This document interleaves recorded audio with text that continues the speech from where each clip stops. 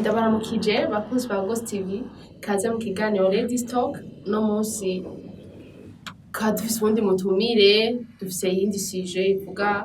kunywa ibiyabiramutwe ku mwigeme mbega hoba hariho ingaruka mbi uno munsi rero twaba dufise umutumire hano reka ndamuhe umwanya abibwire.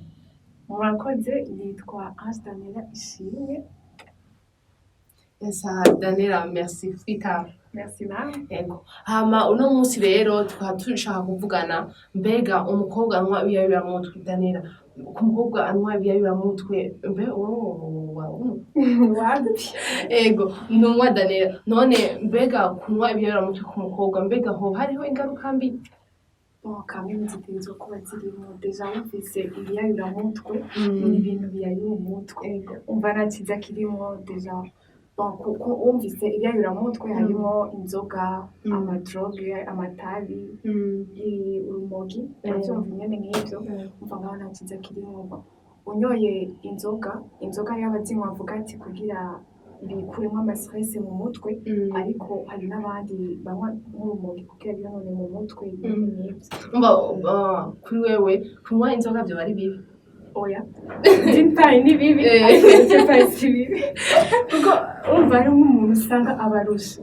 Je madabaye nk'igihe ndi ku ishure ugasanga nk'abantu twakoze nka examen kwanza akaruga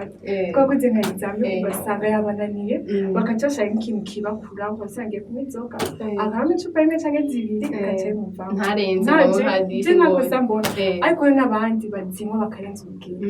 wasanga agiye mu bintu nyene bibi ugasanga ntibacikontrola ugasanga ariko bagira ibintu nyene bw'isoni ku buryo nawe ubonye no kubagira ukabona ama effets uzoga banyoye ukati ubigaye. Wewe rero uvuga ko kunywa ibiyabiramutwe dufate par exemple kumva kubigeme hariho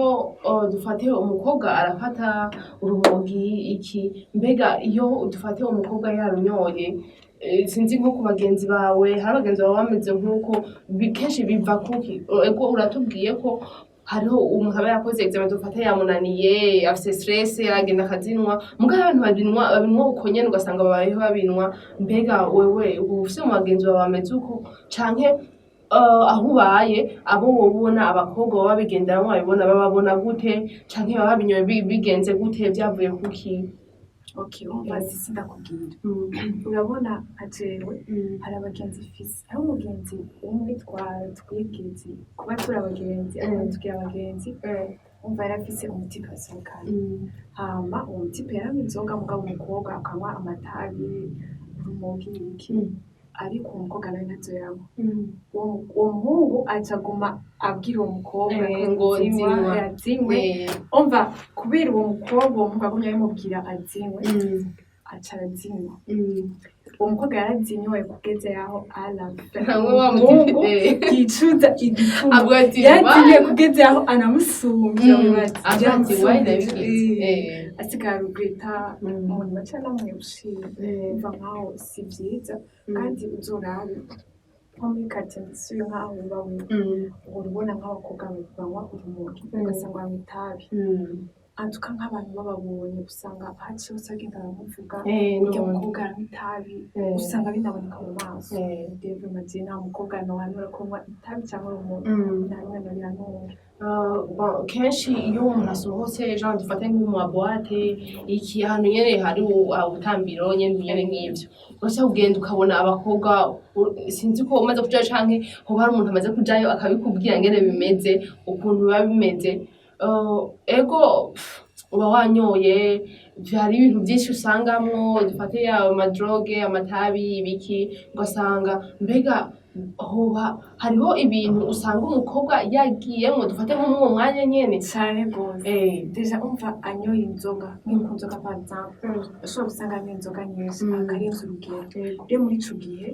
usanga ivyo ariko arakora anasubira kuri control hari n'igihe umva ubwenge buba bwagiye ugasanga nkariko aratambuka ugasanga hari n'igihe usanga yambuye impundu ugasanga cye nk'abantu bamutwaye cyane ugasanga ariko arakora nk'ibintu nyene atari yiteze gukora ugasanga nyine araryohewe cyane ku buryo yaho n'ubwenge umva oya umva rero kuryoherwa biratandukanye no kuba wanyoye ibyo biyayuramutwe bitandukanye hariho kuryoherwa umunezero bitewe n'izo nzoga muri icyo gihe ntabwo acikontorora. Bon aho nyene turashobora kuvuga nanje ico urashobora kuvuga ati umukobwa hariho kubinwa ugasanga baravuga ko ngo uyu muntu ngo gusa sinzi kuko naje ntagonwa bavuga ati iyo umuntu afashe agatabi canke akanwa ngo urumogi ngo ariko ariga par exemple ku banyeshure ngo yize ngo ntiyibagira eske ivyo bari ivyo mubizi sajanye ntavyonzi ariko sinovyemeye bivana n'uko umuntu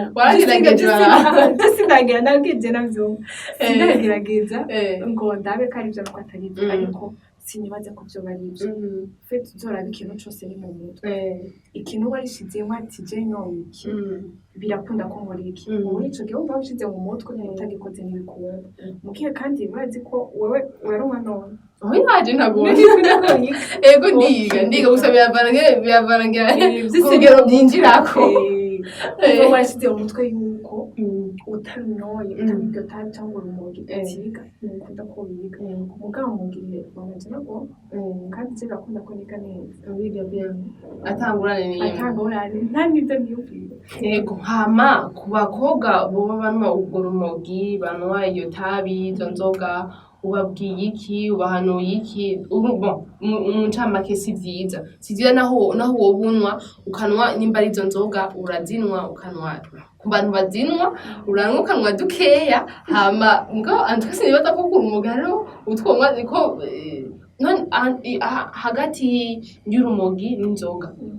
inzoga wavuze ko kunywa ukanwa dukeya nta kibazo none urumogi honye dukeya kwezi dukeya hari ingorane rega uri hamwe bwishi gusa batubwiye ko ari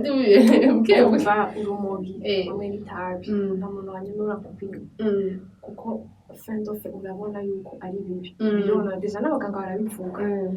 baravuga yuko urumogi hamwe n'amatabi bironona umubiri ibyo mu mubiri nyene vyonona ariko inzoga sinzi ko muravyumva hariho abantu usanga bagoye kwa muganga ugasanga abantu banywa inzoga au fait uvuze ko inzoga kuzinwa bashaka kuzinwa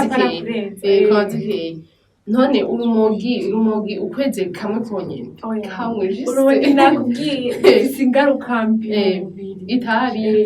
ico kimwe itabi alafa urabona yuko usanga nk'amapfumo yarabaye nabi ugasanga mwene umwe ugasanga wumva nk'abantu bavuga yuko bishwe kubera bapfuye kubera banywa itabi ryinshi none uhanuye iki abandi bigeme bafata ivyo bintu boba bidroga abantu bamwe izo nzoga bakarenza bamwe ngo urumogi bamwe iryo tabi kuko uje urabe nanje ndabaza kubona ko hari umuntu usanga afata urumogi hariho kurunwa ugasanga abantu ugasanga umuntu yarihereye ko kunuku imyere nk'ibyo none ubwiye iki abandi abakobwa bafata ibyo bintu bari mu iyo ngeso ubahanuye iki we Darlene ico nohanura abakobwa ko badukurikirana baba babinywa nuko bobiheba kuko bifise ingaruka mbi irevye bashobora kuba atari ubwo ariko barabibona ubu izo ngaruka mbi bashobora kuba atariko barazibona mugabo alafa bazozibona rero ico nobanura nuko bobiheba izo ngaruka mbi batarazibona mwumvise Daniel arababwiye ati ivyo bintu mubihagarike si vyiza naho ushaka kubinywa kurinezereza ibiki canke kubera agakuku k'abagenzi tujana n'abakobwa bose baranwa itabi wayijewe ucumenga sindi ku mwanya nyene uvyumva kwa kuntu nyabakobwa tumeze ugasanga dushaka kujana n'ibintu bije ibintu bishasha nyimbonye abagenzi bameze uku ngo nanje kangende ngo nanje nje hamwe nje kungora urumogi ni swingi genre nyene nk'ivyo urumva Daniel arababwiye ati abantu bose bagendera mu iyo ngeso babihebe si vyiza ku buzima bwabo merci reka ndamushimiye Daniela wakoze kutwitaba ndibaza n'undi musi tukomaye kuzoza guhama nshimiye ko mwanyiyumviye mukantumira yego merci beaucoup yego bakunzi ba Ghost TV merci beaucoup naho butaha